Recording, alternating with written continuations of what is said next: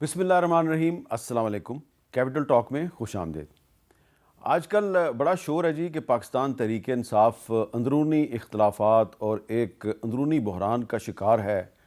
Party کے بہت سے لیڈر جو ہیں وہ ایک دوسرے کے خلاف بیانات دے رہے ہیں, کسی کو نکالا جا رہا ہے, کسی کو شو کاز نوٹس دیا جا رہا ہے. تو اس صورتحال میں پاکستان تحریک انصاف کی طرف سے لاہور میں ایک دفعہ پھر جلسے کے لیے اعلان کیا گیا ہے, درخواست دی گئی ہے کہ جی ہم مینار پاکستان پہ جلسہ کرنا چاہتے ہیں, ہمیں اجازت دی جائے. تو اگر تحریک انصاف واقعی ایک اندرونی بحران کا شکار ہے, اختلافات شدت اختیار کر چکے ہیں, تو اس پارٹی کو مینار پاکستان پہ جلسہ کرنے کی اجازت کیوں نہیں دی جا رہی؟ خود وزیر اطلاعات طاولہ تارڑ صاحب کہتے ہیں جی آپ لوگوں کو نکالنے میں کامیاب نہیں ہے, ناکام ہے. تو اگر یہ ناکام جماعت ہے تو اس کو پھر مینار پاکستان پہ جلسے کی اجازت کیوں نہیں دی جا رہی؟ یہ ایک سوال ہے اور اس سے جڑے ہوئے کچھ بہت سے سوالات ہیں, ان پر گفتگو کریں گے. ہمارے ساتھ موجود ہیں بیرسٹر عقیل ملک صاحب, وزیر اعظم کے مشیر برائے قانون و انصاف, بہت شکریہ. اور سینیٹر بیرسٹر علی ظفر صاحب, کسی تعارف کے محتاج نہیں, سینٹ میں پی ٹی آئی کے پارلیمانی لیڈر ہیں. تو دو بیرسٹر آج ہمارے ساتھ ہیں اور ان دونوں بیرسٹروں کی موجودگی کا ہم فائدہ اٹھائیں گے. اور ایک اور بھی ایشو ہے کہ اسلام آباد ہائی کورٹ کے 5 ججز نے اپنے ہی ساتھی 3 ججز کے بارے میں ایک درخواست دی ہے سینیورٹی کے ایشو پہ, اور وہ ریلیف مانگ رہے ہیں, اس پہ بھی بات کریں گے. سب سے پہلے عقیل ملک صاحب, آپ سے میں یہ سوال کرنا چاہوں گا کہ بڑی بات ہو رہی ہے جی کہ تحریک انصاف ایک انٹرنل کرائسس کا شکار ہے, اور یہ بھی کہا جا رہا ہے یہ لوگ نکالنے کی کوشش کرتے ہیں, لوگ باہر نہیں آ رہے.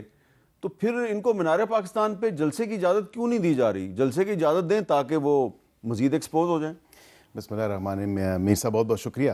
سب سے پہلی بات ہے کہ ابھی حال ہی میں جلسہ ہوا, آپ نے دیکھا سوابی میں کتنی کوئی عوام کا جمع غفیر نکلا یا کتنے کوئی لوگ نکلے. جو لوگ ان کے پارلیمنٹ کے اندر موجود ہیں وہ ورک فرام ہوم کر رہے تھے, وہ ورچولی پریزنٹ تھے لیکن فزیکلی ان کی کوئی موجودگی نہیں تھی. اس کا اعتراف تو جنید اکبر صاحب جو ابھی صوبے کے صدر ہیں ان کے ایک آڈیو میسیج میں بھی آپ نے سن لیا ہوگا, اور واقعتاً وہ برملا اظہار یہ بات کرتے ہیں اس کا کہ لوگوں کو واقعتاً ہماری لیڈرشپ نہیں نکال کے لا سکی. لاہور کی جہاں تک آپ نے بات کی, لاہور میں جو کرکٹ کے میچز ہو رہے ہیں, پھر وہاں پہ ایک کامن ویلتھ کی جو ہے ہماری پارلیمنٹری ایسوسی ایشن, اس کی انٹرنیشنل کانفرنس تھی ساؤتھ ایشیا کے چیپٹر کی. اس مطلب مجھے سمجھ نہیں آتی کہ پی ٹی آئی ڈھونڈ کے وہ موقع نکالتی ہے اپنے احتجاج ریکارڈ کرنے کے لیے, جس پہ جب پاکستان میں کوئی اچھی بات ہو رہی ہو, کوئی انٹرنیشنل ایونٹ ہو رہا ہو, کوئی انٹرنیشنل وزٹ ہو رہا ہو, کوئی ڈیلیگیشن آئی ہو, تو وہ مڑ توڑ کے آئی سی سی چیمپئنز ٹرافی کا دیکھ لیں. مطلب وہ ایسا موقع تلاش کرتے ہیں کہ ہم بس جہاں پہ وہ کہتے ہیں نا کہ تھوڑا سا رش ہو تو وہاں پہ ہی ہم میلہ سجا لیں. تو اصل میں یہ اس معاملات کے ہلے میں ان کو جہاں کوئی 2-4 بندے کھڑے ہوں یہ وہیں پہ کہتے ہیں جی ہمارا جلسہ ہو گیا. اب سوابی میں اگر واقعتاً صوبے میں ان کی اپنی حکومت ہے, ہم نے تو منع نہیں کیا, نہ ہم سے نون لیگ سے, نہ پیپلز پارٹی سے, نہ ہماری حکومت سے کوئی اجازت لینی تھی. انہوں نے وہاں پہ انہوں نے اتنا بیڈلی فیل ہوئے یہ اس پورے پروسیس میں لوگوں کو باہر نکالنے کے لیے. حالانکہ حکومت اپنی اب تو یہ صاف ظاہر ہو گیا نا, نظر آ گیا. آپ نے پچھلا بھی جب کور کیا اور جتنی دفعہ اسلام آباد آئے وہ بھی کور کیا. اب یہ بھی آپ نے کور کیا کہ جب اسٹیٹ ریسورسز کی طرف سے ہاتھ کھنچا علی امین گنڈا پور صاحب نے, وہ فری فلوئنگ فنڈ جو ہوتے ہیں وہ میسر نہیں تھے, تو پھر یہی ہونا تھا. لوگوں نے کدھر نکلنا تھا, وہ تو تمام تر سرکاری اہلکار ان کو نکال کے لے آتے تھے اور گلیاں اور روڈ اور جلسے اور گراؤنڈ بھرنے کی کوشش کرتے تھے.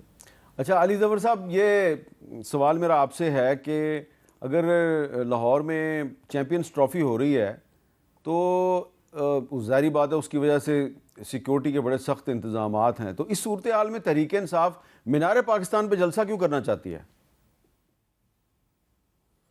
جی سب سے پہلے تو حامد میر صاحب آپ کے سوال میں بڑا منطق ہے اور بڑی جواب بھی اسی میں ایک شامل ہے. آپ نے پوچھا کہ کیا وجہ ہے کہ اگر آپ کو اتنا کانفیڈنس ہے اور اتنے آپ پر امید ہیں کہ لوگ باہر نکلیں گے ہی نہیں, تو پھر آپ اجازت دے دیں. وہ شو فلاپ ہوگا تو پھر آپ بات کریے گا کہ فلاپ ہے, لیکن یہ جواب نہیں دے سکے بیرسٹر صاحب. بیسیکلی جواب اس کا اس لیے نہیں دے سکے کیونکہ لوگ ضرور نکلیں گے اگر اجازت دیں ایک بار. آپ کا دوسرا سوال تھا کہ کیا وجہ ہے کہ یہ چیمپئنز ٹرافی کو تو نہیں کسی طرح نقصان دہ ہوگا یہ جلسہ. میری نظر میں ذاتی طور پہ چیمپئنز ٹرافی کے ساتھ کلیش نہیں کرنا چاہیے جلسے کو. جلسہ پرامن ہی ہوگا لیکن پھر بھی تاریخ وہ ہمیں چوز کرنی چاہیے جس دن چیمپئنز ٹرافی لاہور میں نہ ہو رہی ہو. اور میرا خیال ہے یہی ارادہ ہوگا ہمارا پارٹی کا. ہم نے کوئی چیمپئنز ٹرافی ایک پاکستان کے لیے ایک بہت اہم چیز ہے اور اس میں یقینی طور پہ ہم کسی قسم کی انٹرفیرنس نہیں کرنا چاہتے یا نقصان دہ نہیں کرنا چاہتے کہ نقصان ہو اس کو. حالانکہ ہمارا پرامن جلسہ ہی ہوتا ہے لیکن مسئلہ یہ ہوتا ہے کہ حکومت اتنی ڈری ہوئی ہے کہ جب بھی ہم جلسہ کرنا کی کوشش کریں تو وہ اس کو بری طرح ظلم و ستم کر کے روکنے کی کوشش کرتے ہیں, تو اس سے ایک ہنگامہ ہو سکتا ہے. اس لیے ہم کسی طرح پی ٹی آئی کا موقف بڑا کلیئر ہے کہ ہم چیمپئنز ٹرافی کے ساتھ اس کو کلیش نہیں ہونے دیں گے. لیکن یہ کہنا کہ جناب آپ جلسہ نہیں کر سکتے اور لوگ نہیں آئیں گے اس لیے ہم جلسہ نہیں کرنے دے رہے, اس میں کوئی لاجک نہیں ہے, کوئی منطق نہیں ہے.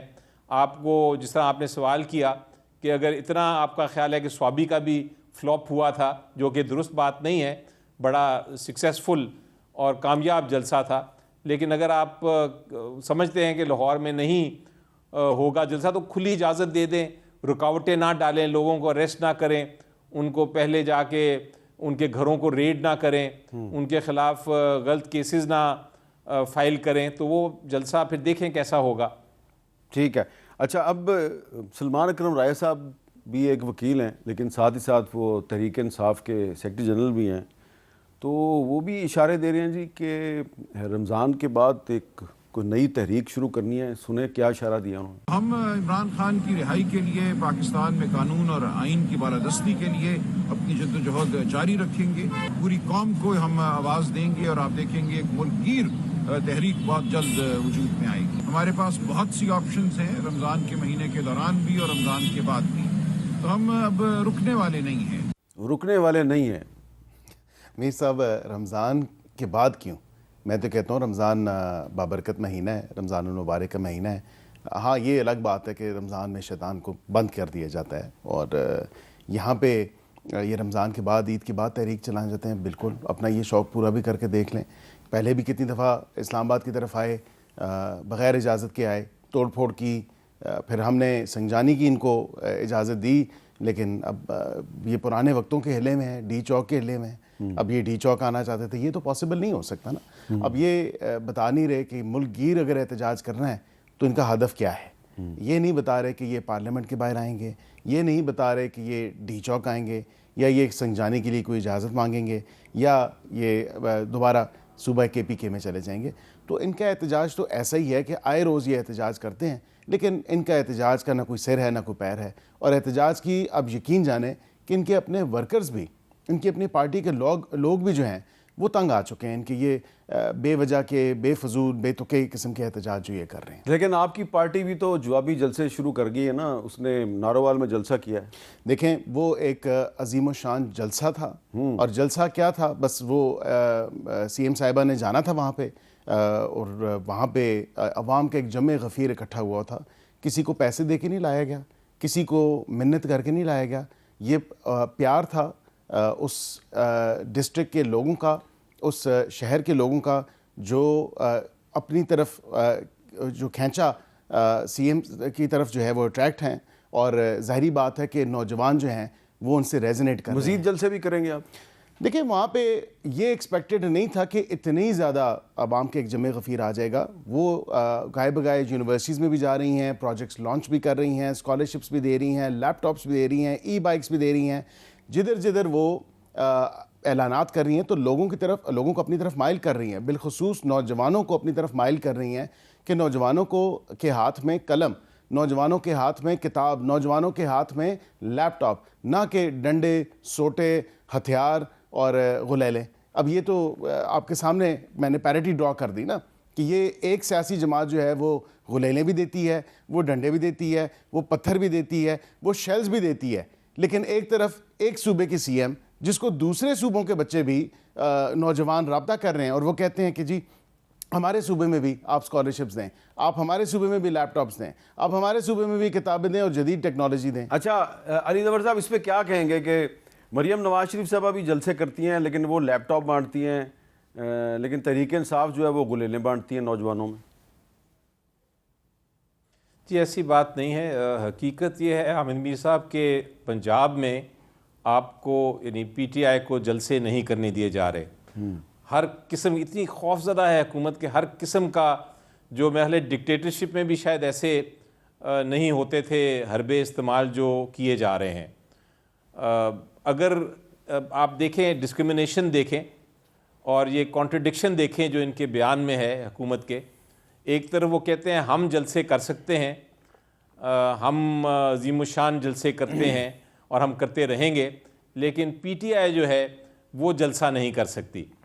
یہ جب کوئی اس طرح کی بات کرے اور پھر ڈیفینڈ کرنے کی کوشش کرے اس قسم کی کانٹرڈکشن کو اور ڈسکرمنیشن کو, تو میرے پاس تو اور کوئی جواب نہیں سوائے یہ کہنے کے کہ آپ ہمیں کرنے تو دیں. آپ ایک طرف کہتے ہیں کہ آپ لوگ کر نہیں سکتے جلسے, لوگ نہیں آئیں گے, دوسری طرف کہتے ہیں کہ اوہو آپ اگر آ گئے تو بڑا پرابلم ہوگا اور ہم کر سکتے ہیں, ہم بڑے اچھے لوگ ہیں, ہم ہمارے ساتھ عوام ہے. یہ کانٹرڈکشن جو ہے یہ بڑی واضح ہے اور لوگ جو ہیں وہ بیوقوف نہیں, وہ سمجھتے ہیں, وہ دیکھ رہے ہیں, وہ جانتے ہیں کہ کیا کچھ ہو رہا ہے. تشدد, ظلم جو ہمارے پی ٹی آئی کے ورکرز ہیں, اس کے باوجود آپ نے دیکھا کہ جب عمران خان صاحب نے جیل سے کال دی تو پورے پاکستان میں, نہ صرف پنجاب میں, سندھ میں, نہ صرف کے پی کے میں, پورے پاکستان میں لوگوں نے اپنی چھوٹے چھوٹے بے شک جلسے اور جلوس نکالے, لیکن تھرو آؤٹ پاکستان نکالے. اس کے باوجود کہ ان کو پتہ تھا کہ ان کے خلاف کتنا ظلم ہونے جا رہا ہے جو حکومت کر رہی ہے, لیکن وہ پھر بھی کرتے رہے. اور وہ خان صاحب کی جب آواز انہوں نے ان کو بلند کی کہ آپ باہر نکلیں تو انہوں نے کیا. تو دیکھ لیں گے ابھی عید کے بعد انشاءاللہ رمضان کے بعد جب یہ جلسہ ہم کریں گے اور لوگ جس طرح نکلیں گے تو حکومت کے پاس خود ہی کوئی جواز نہیں ہوگا کچھ کہنے کا جو یہ ابھی بات کر رہے ہیں کہ لوگ نہیں نکل رہے. اچھا لوگ نکلیں گے, بالکل نکلیں گے. میرا ایک سوال بھی ہے جی, میں علی ظفر صاحب کیونکہ میرے بھائی بھی ہیں بڑے, میں ان سے یہ گزارش کرتا ہوں کہ عید کے بعد جلسے کی اجازت میں لے دیتا ہوں آپ کو, لیکن آپ ایک وعدہ کریں کہ آپ بچوں کو اس جلسے میں یا نوجوانوں کو آپ کیا لیپ ٹاپس دیں گے. آپ اگر اسکالرشپس دیں گے اور لیپ ٹاپس دیں گے تو پھر ڈیفینیٹلی میں آپ چاہتے ہیں تحریک انصاف والے جو ہیں وہ اپنی ذاتی جیب سے دیں؟ صوبے میں حکومت ہے نا کے پی میں. اچھا, پنجاب کے پی سے یہاں پہ آئے, وہ یہاں کے بالکل کے پی کے بچوں کو دے دیں, یہاں پہ بھی کے پی کے بچے پوچھ لیتے ہیں. جی علی ظفر صاحب یہ کہتے ہیں جی کہ میں آپ کو اجازت لے کے دوں گا مینار پاکستان پہ جلسے کی, لیکن آپ وہاں پہ بچوں میں لیپ ٹاپ تقسیم کریں, اسکالرشپس بھی. چلے آپ, میں اس کا جواب یہ دیتا ہوں کہ آپ ہمیں یہاں اجازت دے دیں جلسہ کرنے کی. ہم کے پی میں جو لیپ ٹاپس ہیں ہم لیپ ٹاپس دے دیں گے بچوں کو. اچھا, لیکن آپ اجازت تو دیجئے. چلے کے پی کی بات بعد میں کرتے ہیں نا, پہلے پنجاب جو ہے وہ اسی کی بات کر لیتے ہیں نا. پنجاب کی چیف منسٹر ہیں, ایک خاتون ہیں, تو پنجاب ہی کی جیل میں ایک 75 سال کی خاتون ہے, اس نے ایک خط لکھا ہے, اس کا نام ڈاکٹر یاسمین راشد ہے. اس نے چیف جسٹس آف پاکستان کو ایک خط لکھا ہے, ہینڈ ریٹن خط ہے جی, اور وہ کہہ رہی ہیں جی کہ میری عمر 75 سال ہے اور میں پچھلے 22 مہینے سے جیل میں ہوں, اور میں نے اپنی الیکشن پٹیشن فائل کی ہوئی ہے NA 130 لاہور سے, اور میری پٹیشن جو ہے وہ اتنا عرصہ گزر گیا اور وہ فکس ہی نہیں ہوتی. آپ مجھے انصاف دیں. تو آپ نہیں سمجھتے کہ اتنی زبردست پاپولیرٹی کے دعوے کر رہے ہیں آپ مریم نواز شریف صاحبہ کے, تو اگر وہ اتنی پاپولر ہیں تو یہ الیکشن کمیشن جو ہے یہ پٹیشن کو کیوں نہیں نپٹا رہا؟ یہ کام مریم نواز شریف کا تو نہیں ہے. مریم نواز شریف تو صوبے کی چیف منسٹر ہیں, کوئی جج یا جوری تو نہیں ہے. اب وہاں پہ جو تو اسی لیے انہوں نے خط چیف جسٹس کو لکھا ہے, لیکن وہاں پہ جو ٹرائیبیونل ہے, اور ٹرائیبیونلز فعال ہیں, ٹرائیبیونلز کام کر رہے ہیں. میں آپ کو پنڈی ڈسٹرکٹ کے حوالے سے بتا سکتا ہوں کہ بالکل ٹرائیبیونل کام کر رہا ہے. بلوچستان کے حوالے سے بتا سکتا ہوں کہ بالکل ٹرائیبیونل نے ڈسپوز آف کیے. 180 دن میں ٹریبیونل نے کام کرنا ہوتا ہے بالکل, لیکن یہ تو 180 دن سے بہت اوپر گزر گیا. آپ یہ پوچھ لیں کہ پی ٹی آئی کے دورہ حکومت میں 4.5 سال جو ہے پٹیشنوں کے فیصلے نہیں ہوئے تھے. پھر اگر آپ نے کرنا ہی ہے یہ تو پھر 2018 اور 24 کو ساتھ میں لا کے ہی آپ کو پڑھنا پڑے گا، اور ساتھ ایک سملر پوزیشن میں، یہ جکسٹا پوزیشن میں ہم اکثر وکالت میں یہ لفظ یوز کرتے ہیں، اسی پوزیشن میں آپ کو دیکھنا پڑے گا دونوں کو ایک پیرٹی کے ساتھ۔ یہ نہیں ہو سکتا کہ ابھی پٹیشنز کے ڈیمانڈ کیا جائے، کیونکہ قانون میں لکھا ہے، بالکل لکھا ہے، میں ایگری کرتا ہوں 180 دن میں ہونا چاہیے اس کا فیصلہ، لیکن ڈیلے کیوں کاز ہوا؟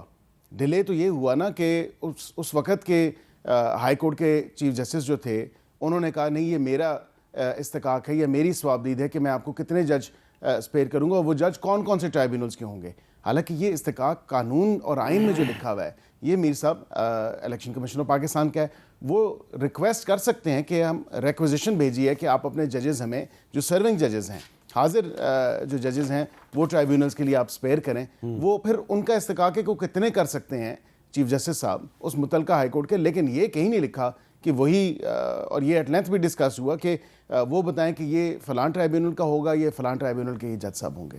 اچھا علی زفر صاحب، یہ صرف ڈاکٹر یاسمین راشد صاحبہ کا ہی کیس ہے یا اور بھی پٹیشنز ہیں اس طرح کی تحریک انصاف کی جو کہ التوا کا شکار ہیں؟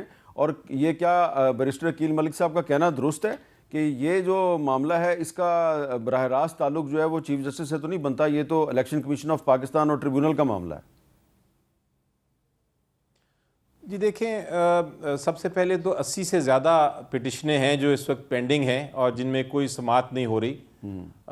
یاسمین راشد صاحب کا جو کیس ہے وہ ایک محل تاریخی کیس ہے کہ وہ جیل میں پڑی ہیں اور ان کا کوئی رسائی نہیں ہو رہی، کوئی ان کے خلاف الزام بھی نہیں ہے، ابھی ان کا ٹرائل بھی نہیں شروع ہوا، لیکن وہ جیل میں ہیں اور ان کا کوئی رسائی نہیں۔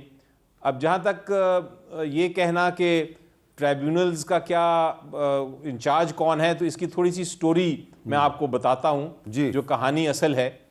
وہ یہ ہے کہ پہلے چیف جسٹس صاحب نے ٹرائیبیونلز بنائے اور اچھے جج صاحبان ان ٹرائیبیونلز میں لگائے جنہوں نے سماعت بھی شروع کر دی، اور ان کا ارادہ یہ تھا کہ 180 دن میں ہم یہ کیس ختم کریں گے۔ الیکشن کمیشن آف پاکستان نے کہا کہ جناب یہ ہمیں پسند نہیں، یہ جج صاحبان جو اتنی درست طریقے سے کیس چلا رہے ہیں، ہم چاہتے ہیں کہ کوئی ہم ریٹائرڈ ججز لے آئیں۔ یہ جھگڑا کافی دیر چلتا رہا اور پھر حکومت ان کے الیکشن کمیشن آف پاکستان کی ایک طرح سے مدد کرنے کے لیے آ گئی اور انہوں نے ایک قانون بلڈوز کر دیا۔ اس قانون میں انہوں نے یہ کہہ دیا کہ اب جو ہم ٹرائیبیونل کے ججز بنائیں گے وہ الیکشن کمیشن آف پاکستان کی مرضی سے ہوں گے اور وہ ریٹائرڈ ججز بھی آ سکتے ہیں، اور یہ قانون بلڈوز کیا گیا ایک دن میں۔ تو ایک طرح سے حکومت ملوث ہے سارے معاملے میں، کیونکہ اب وہ ریٹائرڈ ججز ہیں، وہ پتہ نہیں ٹرائیبیونل بیٹھ رہے ہیں نہیں بیٹھ رہے، ان کیسوں کی سماعت ہو رہی ہے نہیں ہو رہی، کئی ٹرائیبیونل خالی پڑے ہیں، ابھی تک ججز ہی نہیں لگے۔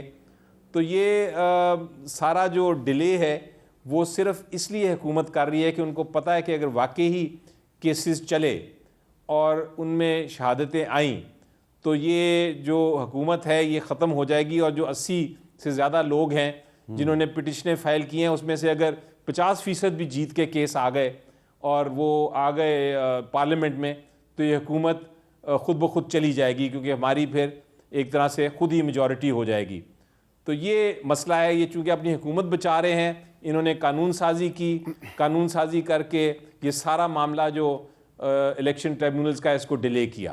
علی ظفر تو صاحب، میں اس میں ملوث سمجھتا ہوں کہ حکومت ہے۔ ہم نے تو یہاں تک آپ کو آفر کر دی ہے کہ اگر آپ کسی ایک حلقے میں دھاندلی پروف کر دیں تو اس حلقے میں ہم الیکشن ہی دوبارہ کروائیں گے، نئے سرے سے الیکشن ہوگا۔ ہم نے تو یہاں تک آفر کر دی ہے، لیکن اب وہ ایکسیپٹ نہیں کی جا رہی کسی طرف سے۔ کیسے کیوں جی علی زفر صاحب، کیوں آپ ایکسیپٹ نہیں کر رہے ان کی آفر کو؟ رانا سلالہ صاحب نے ایک طرف تو ابھی یہ کہہ رہے تھے کہ ہمیں تو ہمارا تو ٹرائیبیونل سے کوئی تعلق ہی نہیں ہے، ہم تو کچھ کر نہیں سکتے۔ اب یہ کہہ رہے ہیں کہ ہم واقعی اگر چاہیں تو آپ کا ایک کیس فیصلہ کروا سکتے ہیں۔ تو چلیں، اگر یہ واقعی جینون ہے تو ایک کیس ہم اٹھا لیتے ہیں، لاہور سے اٹھا لیتے ہیں، پنڈی سے اٹھا لیتے ہیں، اسلام آباد سے اٹھا لیتے ہیں، جہاں سے بھی اٹھانا چاہتے ہیں یہ بتا دیں کون سا کیس یہ چاہتے ہیں کہ ہم کیس چلائیں، اور اگر واقعی ان کا کنٹرول اتنا زیادہ ہے ٹرائیبیونل کے اوپر، نہیں، ٹرائیبیونل پہ کنٹرول نہیں کہا، ڈائریکٹ کر سکتے ہیں تو پھر کر دیں۔ تو یہ آپ گھما پھرا رہے ہیں تمام در بات کو۔ علی ظفر صاحب، میں نے کہا رانا ثناءاللہ صاحب کی بھی سٹیٹمنٹ ہے اور انہوں نے بھی کہا ہم یہی کہہ رہے ہیں کہ آپ جس حلقے پہ کہتے ہیں کہ یہاں پہ دھاندلی ہوئی ہے وہاں پہ اگر آپ پروف کر دیں تو وہاں پہ اس حلقے میں جو ہے دوبارہ الیکشن ہو سکتا ہے. یہ جو خط ہے یاسمین راشد صاحبہ اس پہ کہہ رہی ہیں کہ NA 130 میں جیت گئی ہوں, تو وہ کہہ رہی ہیں تو آپ وہاں پہ کروا دیں الیکشن. نہیں, وہ ان کے کہنے سے تھوڑی وہ جیتی ہیں. یہ تو فارم 45 اور انہوں نے ذکر کیا ہے, یہ دیکھیں وہ کہہ رہی ہیں اکارڈنگ 49 جو ہے وہ لکھ رہی ہیں according to form 45 I have won those elections. I have challenged the results in the election tribunal but to no. لیکن میر صاحب یہ بھی بات ہے کہ یہ فارم 45 جو ہیں یہ باقی دیگر کینڈیڈیٹ تو کوئی نہیں لے کے گیا, کسی نے چیلنج نہیں کیا, صرف PTI کے کینڈیڈیٹس نے کیا ہوا ہے. تو یہ کہاں سے آئے ہیں فارم 45؟ کیونکہ الیکشن کمیشن آف پاکستان کے پاس جو فارم 45 ہیں وہ تو میچ نہیں کرتے. اچھا, یہ تو ایک بڑی اہم بات کر دی آپ نے. اچھا جی, میں نے ایک بریک لینی ہے, لیکن بریک سے پہلے ایک میں چھوٹی سی ایک کلپ چلاؤں گا. قومی اسمبلی کے رکن یوسف تالپور صاحب انتقال کر گئے ہیں. وہ سابق وفاقی وزیر تھے, ان کا تعلق پاکستان پیپلز پارٹی سے تھا.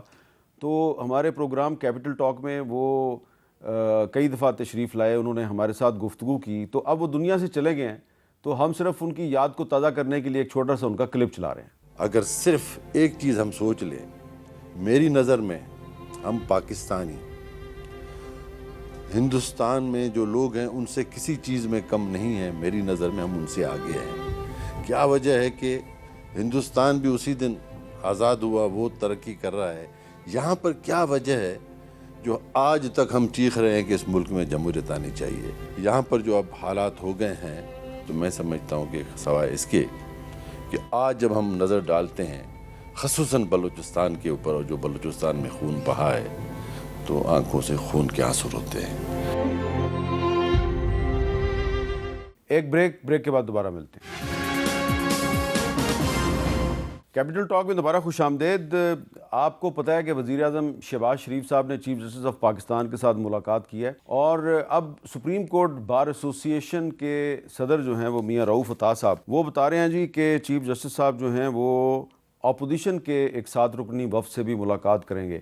کیا کہا ہے جی میاں رؤوف عطا صاحب نے, ذرا سنیں. کل پرائم منسٹر نے چیف جسٹس پاکستان سے ملاقات کی, تو اس سلسلے میں چیف جسٹس پاکستان سے پوچھا کہ کیا ملاقات ہوئی ہے. تو ان کا یہ فرمانا تھا, یہ پرائم منسٹر کے ساتھ ملاقات کی ہے کہ کس طریقے سے عدلیہ میں تیزی سے ریفارم لائی جائیں. اور یہ صرف وزیر اعظم تک یہ ملاقاتوں کا سلسلہ نہیں ہے, یہ اس میں اپوزیشن کو بھی کل اعتماد میں لیا جائے گا. اپوزیشن کے جو تقریباً 7 رکنی جو وفد ہے کل, وہ بھی ان سے ملاقات کر رہے ہیں. یہ بالکل درست عمل ہے. چیف جسٹس نے بہت ہی ایک رائٹ یہ قدم اٹھایا ہے. جی بیرسٹر علی ظفر صاحب, آپ سے میرا سوال ہے کہ چیف جسٹس آف پاکستان نے پہلے وزیر اعظم سے ملاقات کی, اب وہ اپوزیشن کے وفد سے ملاقات کر رہے ہیں, تو کیا چیف جسٹس صاحب کو آپ سمجھتے ہیں کہ اس طرح کی جو سیاسی ملاقاتیں ہیں وہ کرنی چاہیے؟ جی, سب سے پہلے تو میں بتاؤں کہ وہ یہ درست بات ہے کہ اپوزیشن کو بھی چیف جسٹس صاحب نے بلایا ہے. اس ڈیلیگیشن کا میں حصہ بھی ہوں, اور اسی لیے میں کل صبح جا رہا ہوں اسلام آباد ان سے ملنے. انہوں نے اپنی رہائش گاہ ہی بلایا ہے, جس طرح پرائم منسٹر, اٹارنی جنرل اور لاء منسٹر کی ایک ٹیم کو انہوں نے ملاقات کی تھی. ایجنڈا بھی انہوں نے بھیجا ہے کہ اس میٹنگ کا ایجنڈا کیا ہے.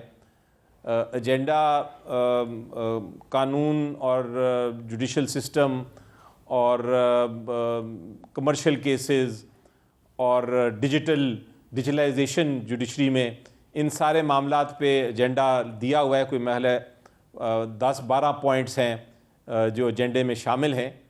یہ ذرا ہے تو ان یوزول, یعنی کہ یہ پہلے میں نے نہیں دیکھا کہ اس طرح چیف جسٹس حکومت کے وقف اور پھر اپوزیشن کے وقف کے ساتھ ملیں. اس کے پیچھے ان کے مائنڈ میں کیا ہے یہ نہیں مجھے معلوم, لیکن لگتا یہ ہے کہ شاید ان کی امید یہ ہے کہ جو جوڈیشل سسٹم ہے اس کو ٹھیک کرنے کے لیے اپوزیشن بھی اور جو حکومت ہے وہ ایک ہی پیج پہ اگر وہ لا سکیں یا ان کی سجیشنز کم از کم لے سکیں تو وہ بہتر ہوگا سسٹم کے لیے. کیونکہ ہمارا جو جوڈیشل سسٹم ہے اور ہمارے جو عدالتیں ہیں ان کی رینکنگ دنیا میں بہت کمزور سمجھی جاتی ہے. تو ہو سکتا ہے یہ ان کے مائنڈ میں ہو. جیسا میں نے کہا کہ اس سے پہلے میں نے تاریخ میں نہیں دیکھا, اور میری نظر میں یہ شاید اگر کر رہے ہیں وہ تو چلیں ٹھیک ہے, دونوں سائڈز کو دیکھ رہے ہیں, اور بات کر رہے ہیں، لیکن اس کو ایک روٹین نہیں بنانا چاہیے. اس کو ایک ون آف چیز کر دیں تو ٹھیک ہے، لیکن اس کو اگر ہر بار یہ ہونے لگا کہ چیف جسٹس حکومت کے ساتھ بھی اور اپوزیشن کے ساتھ بھی ملیں تو پھر اس میں سیاست کا تاثر آ جاتا ہے. اور میری نظر میں عدالتوں کو سیاست سے بہت دور رہنا چاہیے. آلریڈی پوزیشن یہ ہے کہ حکومت نے عدالتوں میں بہت ساری سیاست کرنا شروع کر دی ہے، جس کی وجہ سے عدالت کی ریپوٹیشن جو ہے، عدالت کی ساکھ ہے، اس کو بڑا نقصان پہنچ رہا ہے. آپ نے بھی ذکر کیا تھا اپنی انٹرو میں کہ اسلام آباد میں جو ایشو بنا ہوا ہے سینیورٹی کا، یہ اس سے بہت کچھ افواہیں اٹھ رہی ہیں، بہت سارے تاثر لوگوں کو مل رہے ہیں کہ شاید وہاں بھی ایک سیاست ہو رہی ہے یا سیاست کرنے کی کوشش کی جا رہی ہے. تو یہ تاثر اچھا نہیں ہے. بہرحال اگر ایک بار چیف جسٹس صاحب ملنا چاہتے ہیں اور اس ایجنڈے پہ ملنا چاہتے ہیں جس ایجنڈے پہ ہمیں بتایا گیا ہے اور مجھے جس کا ملا ہے ڈیٹیل، تو پھر میں خیال ہے ایک بار اگر کر رہے ہیں، ایک بار مل چکے ہیں وہ گورنمنٹ سے، تو پھر درست بات ہے کہ اپوزیشن سے بھی ملیں تاکہ یہ تاثر نہ پڑے کہ شاید چیف جسٹس صاحب صرف حکومت سے مل رہے ہیں اور ون سائیڈڈ نہ ہو جائے. تو میں خیال ہے اس وجہ سے اپوزیشن سے بھی مل رہے ہیں، لیکن یہ ون آف ہونا چاہیے، اس کو روٹین نہیں بننا چاہیے. اچھا، اب بیرسٹر عقیل ملک صاحب، وہ جو ایشو جس کی طرف یہ اشارہ کر رہے ہیں کہ 5 جج جو ہیں اسلام آباد ہائی کورٹ کے، انہوں نے اپنے 3 ساتھی جج جو مختلف ہائی کورٹ سے ٹرانسفر ہو کے آئے ہیں ان کے بارے میں ایک پٹیشن فائل کر دیا ہے اور کہا ہے جی کہ صدر کو آئین کی دفعہ 200 کے تحت لامحدود اختیارات حاصل نہیں ہیں اور دوسری ہائی کورٹ سے ٹرانسفر ہو کے آنے والے 3 ججوں کو کام کرنے سے روک دیا جائے، اور جو قائم مقام چیف جسٹس ہیں سرفراز ڈوگر، ان کو چیف جسٹس کے طور پہ کام کرنے سے روکا جائے. تو یہ جو آرٹیکل 200 کے تحت جو صدر کے اختیارات ہیں، ان کو انہوں نے چیلنج کیا ہے. کیا ایسی مثال پہلے بھی موجود ہے کہ ججز نے اپنے ہی کسی ساتھی کے خلاف سینیورٹی کی بنیاد پر پٹیشن فائل کر دی؟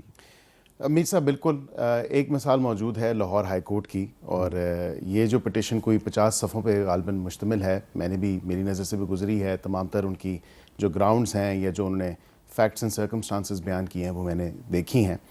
دیکھیں، صدر پاکستان کے پاس اختیار موجود ہے. 18ویں ترمیم سے پہلے میں تھوڑی سی آپ کو اس کا بیک گراؤنڈ بھی بتاؤں کہ 18ویں ترمیم سے پہلے یہ جو جج صاحب جن کو ٹرانسفر کر کے لایا جاتا تھا یا ٹرانسفر کے لیے کہا جاتا تھا کہ ہم آپ کو ٹرانسفر کر رہے ہیں، اگر وہ نہیں مانتے تھے تو ان جج صاحب کی ریموول فرام سروس، ان کی نہ تو پینشن ہوتی تھی نہ ان کو کسی قسم کا بینیفٹ ملتا تھا، اور یہ اسٹرکٹلی اپلائی ہوتا تھا. اب جوڈیشری کی انڈیپینڈنس کو انشور کرنے کے لیے 18ویں ترمیم کے بعد وہ جو تمام تر سب شک تھی وہ نکال دی گئی تاکہ ججز کا کنسینٹ ہو، اور اگر وہ ریفیوز کریں تو پھر ان کو اپنی نوکری سے ہاتھ نہ دھونا پڑے. ان کو ان کے بینیفٹس ملنے چاہیے، ان کی جو پینشن ہے یا ادر ایلیجبل بینیفٹس ہیں وہ ملنے چاہیے. اب یہاں پہ ایک مثال تو موجود ہے جسٹس فروخ عرفان کی، جو کہ ہائی کورٹ کے جج جب ایلیویٹ ہوئے تو وہ اس وقت امریکہ میں تھے، اور اس وقت کیونکہ وہ نہیں آ سکے تو ان کا اوتھ بعد میں ہوا تھا، اور فرق صرف ایک دن کا تھا، 19 فروری اور 20 فروری. اور آج کیا حسین اتفاق ہے، آج 20 فروری ہے. تو اس حوالے سے کیونکہ اس time justice Mansoor Ali Shah chief justice Lahore high court تھے، انہوں نے ججز کو بلایا، انہوں نے کہا کہ یہ آپ سے جو 20-21 لوگ آگے ہو گئے ہیں جنہوں نے پہلے اوتھ لے لیا ہے، تو ان کا جو ہے آپ ان سے سیٹل کر لیں اور ایج کے اوپر کر لیں.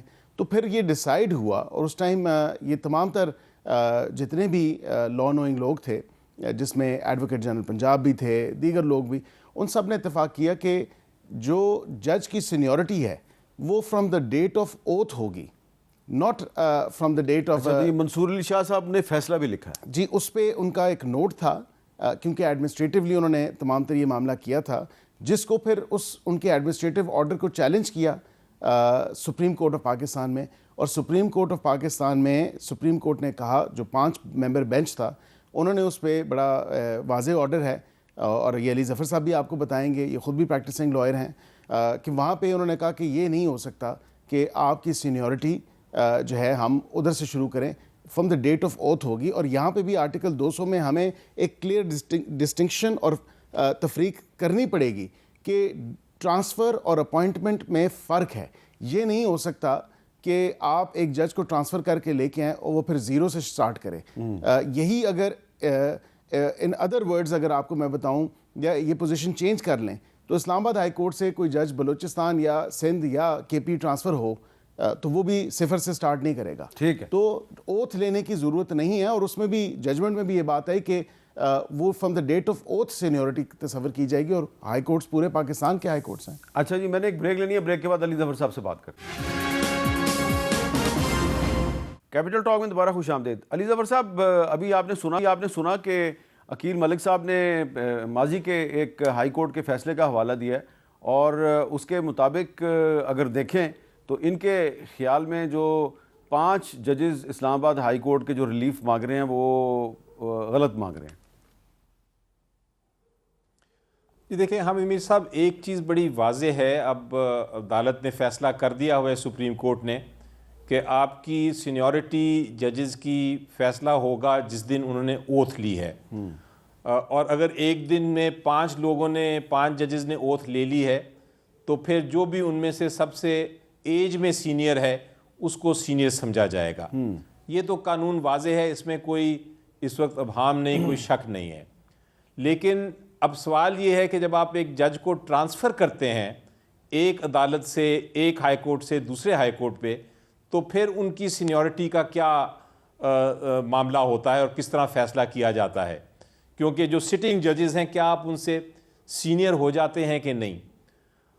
ٹرانسفر ہوئے ایک جج صاحب جو 13 نمبر پہ تھے لاہور ہائی کورٹ میں, وہ ٹرانسفر ہوئے اسلام آباد ہائی کورٹ. میری نظر میں ٹرانسفر میں کوئی مسئلہ نہیں ہے, ٹرانسفر ہو گئے. لیکن سوال اب یہ پیدا ہوتا ہے کہ کیا وہ 13واں نمبر جو ان کا تھا لاہور ہائی کورٹ میں, کیا وہ نمبر 1 سینئر ہو جاتے ہیں اسلام آباد ہائی کورٹ میں یا نہیں. اب اسلام آباد ہائی کورٹ باقی ہائی کورٹ سے مختلف ہے. اگر آپ آرٹیکل 1 دیکھیں اور آرٹیکلز باقی آئین کے دیکھیں تو اس میں ایک اسلام آباد ہائی کورٹ کو کریٹ کیا گیا ہے, اور آرٹیکل 194 کے تحت یہ لکھا گیا ہے کہ اگر آپ اسلام آباد ہائی کورٹ کے جج بنیں گے تو پھر آپ کو اوتھ بھی مختلف طریقے سے لینی ہے. مثلاً جو اوتھ ایک نارمل پروونشل ایک ہائی کورٹ میں ہوتی ہے وہ گورنر لیتے ہیں چیف جسٹس کی, لیکن جو اسلام آباد ہائی کورٹ میں ہے وہ پریزیڈنٹ لیتے ہیں ٹھیک ہے چیف جسٹس کی. تو اس لیے جب آپ ایک اسلام آباد ہائی کورٹ میں کسی کو ٹرانسفر کر رہے ہیں, اگر تو آپ ٹیمپرری یعنی کچھ مدت کے لیے کر رہے ہیں پھر تو سینیورٹی کا سوال پیدا نہیں ہوتا, لیکن اگر آپ پرماننٹ بنا رہے ہیں تو پھر ان کو ایک نئی اوتھ لینی پڑے گی. اچھا, اسلام آباد ہائی کورٹ کے اوتھ کے تحت ان کو اوتھ لینی پڑے گی, اور جب وہ اوتھ لیں گے تو پھر ان کی سینیورٹی اس دن ہوگی جس دن انہوں نے اوتھ لی. لیکن اور اگر آپ چاہتے ہیں کہ آپ کو سینیورٹی آپ کی, اگر آپ چاہتے ہیں کہ آپ کی اگر جو ٹرانسفر ہونے والا جج ہے وہ چاہتا ہے کہ ان کی سینیورٹی ایفیکٹ نہ ہو تو پھر وہ کنسنٹ ہی نہ دیں, کیونکہ ان کی مرضی سے ٹرانسفر ہو رہے ہیں. ایک زندہ مثال آپ کے پاس موجود ہے, جسٹس بلال خان والی مثال موجود ہے کہ وہ لاہور ہائی کورٹ سے ٹرانسفر ہو کے آئے اور نمبر 1 بنے, ڈائریکٹلی نمبر 1 آئے. اچھا, اب دیکھیں یہ بڑا ٹیکنیکل ایشو ہے. میرا خیال ہے کیس کے میرٹس اور ڈی میرٹس پہ ہم بات نہیں کرتے, یہ فیصلہ عدالت نے کرنا ہے. لیکن ایک ایشو جو ہے وہ بہت مجھے پبلک کا پریشر ہے, خاص طور پہ کراچی اور حیدرآباد کے لوگ, کہ جی وہاں پہ جو ڈمپر ہیں وہ لوگوں کو کچل رہے ہیں اور اس کی وجہ سے لوگوں کی جانیں چلی گئی ہیں. پہلے ڈرگ مافیا ہوتی تھی, پھر لینڈ مافیا آئی, اب ڈمپر مافیا آ گیا. تو اس پہ ایک چھوٹی سی رپورٹ میں آپ کو دکھانا چاہتا ہوں, کراچی سے ذرا دیکھیے. شہر کی سڑکوں پر دھندناتے ہوئے ٹریلر, ڈمپر اور واٹر ٹینکر کب کس کی جان لے لیں یہ خدشہ ہر وقت موجود ہے. رواں سال کے ابتدائی 50 دنوں میں اب تک 120 افراد مختلف حادثات میں جاں بحق اور 1580 سے زائد زخمی ہوئے ہیں, جبکہ صرف ہیوی ٹریفک سے 58 افراد جان سے جا چکے ہیں, جس میں ڈمپر سے 16, واٹر ٹینکر سے 11, ٹریلر سے 16, منی بسوں سے 6 اور بڑی پک اپ گاڑیوں نے 6 افراد کی جان لے لی ہے. ایک تو لوڈ ہوتی ہے گاڑی, اور گاڑی لوڈ جو ہے ایک دم رکتی نہیں ہے. ان کی ایئر پریشر بریک ہوتی ہے, بریک لگاتے ہیں یہ آرام سے بریک لگتی ہے, اور پھر گاڑی بہت دور تک رکتی ہے جب تک وہ بائک سوار یا کار سوار ہو کچل چکا ہوتا ہے, یا وہ جام بحق ہو چکا ہے یا زخمی ہو چکا ہوتا ہے. ایسے میں ٹریفک پولیس کی توجہ ٹریفک مینجمنٹ کی بجائے شہریوں کے صرف چالان کاٹ کر ریونیو بڑھانے میں ہے. یہ رشوت کھاتے کیا کریں گے یہ لوگ؟ हम कहेंगे। ट्रैफिक पुलिस का कहना है कि इंतजामिया के साथ मिलकर कार्रवाई शुरू की गई है। ताहम हैवी गाड़ियों की फिटनेस के हवाले से भी मुतल्लिका इदारों को कहा गया है। हुकाम का बताना है कि शहर में चलने वाली 20 गाड़ियाँ कराची से रजिस्टर्ड नहीं हैं। दीगर सूबों से आने वाले हैवी गाड़ियों के ड्राइवर्स के पास लाइसेंस भी मौजूद नहीं होते। इंतजामिया का दावा है कि ज्यादातर जांबाग होने वाले अफराद मोटरसाइकिल सवार होते हैं और हेलमेट का इस्तेमाल न करने की वजह से संवाद में इजाफा हो रहा है। कराची में ट्रेलर्स, वाटर टैंकर्स और डंपर की वजह से आए रोज ट्रैफिक हादसात में इजाफा हो रहा है। इन गाड़ियों के औकातकार मुख्तस होने के बावजूद कार्रवाई न होना इंतजामिया के लिए सवालिया निशान है। प्रोग्राम कैपिटल टॉक के लिए कैमरामैन सरवर रजा के साथ काशिम मुश्ताक, जियो न्यूज़, कराची। तो ये भी रूल ऑफ लॉ का मसला है, कानून की बालादस्ती का मसला है। और कराची शहर जो है उसमें अगर कानून की बालादस्ती जो है वो कायम कर दी जाए तो ये मसला भी हल हो सकता है। अकील मलिक साहब और अली ज़फ़र, आप दोनों का बहुत बहुत शुक्रिया। इजाज़त दीजिए। अल्लाह हाफ़िज़।